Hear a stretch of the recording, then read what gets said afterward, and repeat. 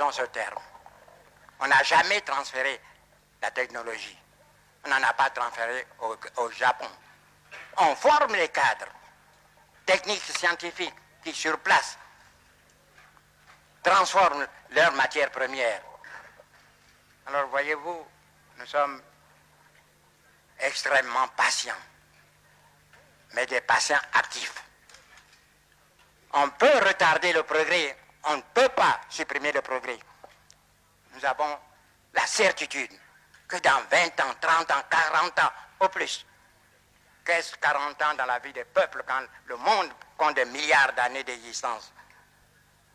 Nous aurons des hommes capables de transformer nos matières premières.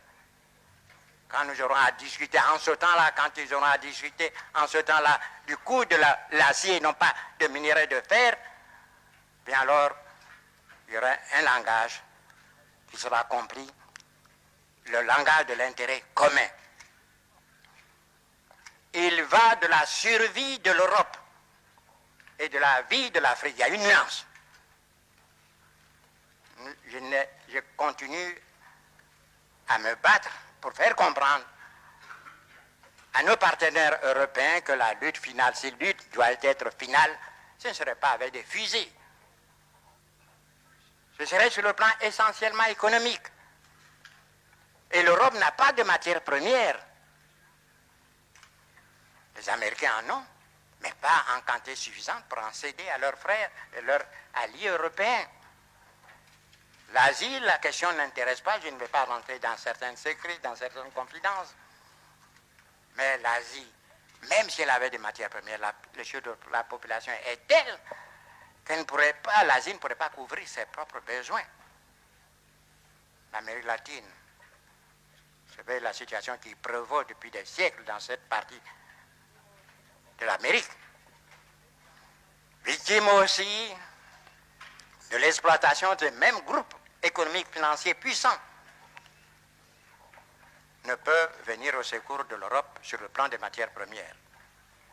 Il n'y a que nous, l'Afrique, de loin, le grand propriétaire des matières premières. Nous recelons. L'Afrique n'est pas suffisamment prospectée. Mais on peut admettre sans crainte de moindre démenti que nous sommes les premiers pour le faire, les premiers pour les bauxites. Quand on pense qu'en Guinée, il y a des siècles de réserves de bauxite, le manganèse, l'uranium, l'Europe a besoin de ces matières premières pour donner du travail à ses hommes, à ses ouvriers.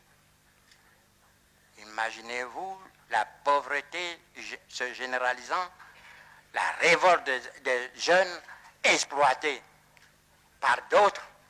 Permettez-moi de ne pas aller loin dans ma pensée. Et si ces matières premières ne parvenaient pas un jour à l'Europe, voyez, notre ami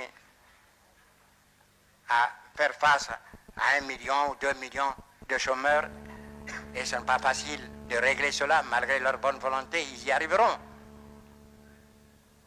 Mais si l'Europe venait à être privée de matières premières, c'est le chômage généralisé et qui conduira où, vous le savez vous-même. On n'aura pas besoin de tirer un coup de fusil. Voilà ce que nous nous évertuons à faire comprendre à nos frères européens. Nos intérêts sont solidaires. Il faut qu'ils nous aident à nous développer. Vous avez parlé de l'autosuffisance alimentaire. Nous en sommes conscients. Vous croyez que c'est de gaieté de cœur que nos frères tendent la main chaque année pour une aide alimentaire? Ils sont très dignes, mais ils n'ont pas le choix. Je l'ai dit en Côte d'Ivoire, et c'est la pensée du jour qu'on récite chez moi: l'homme qui a faim n'est pas libre. Et c'est vrai. Nous avons quitté la dépendance coloniale. Mais après 20 ans, nous pouvons faire le point. Pour l'essentiel de notre existence, pour la nourriture, pour beaucoup, pour nos soins médicaux, pour notre éducation, bref, pour tous ceux qui permet l'épanouissement de l'être humain, nous sommes obligés, il faut le reconnaître, de nous adresser à nos anciens colonisateurs. Vous ne croyez pas que nous soyons conscients de cette triste situation? Nous voulons nous évader de cette situation-là. Nous ne sommes pas une sorte de mer morte qui reçoit l'eau du Jourdain sans rien laisser passer. Voyez-vous, nous parlons avec beaucoup d'images. Et voudrez-vous que je vous dise ceci pour conclure? Chez nous, on dit qu'il faut que vous nourrissiez votre enfant jusqu'à ce qu'il ait poussé des dents, afin qu'il vous nourrisse quand vous aurez perdu les vôtres.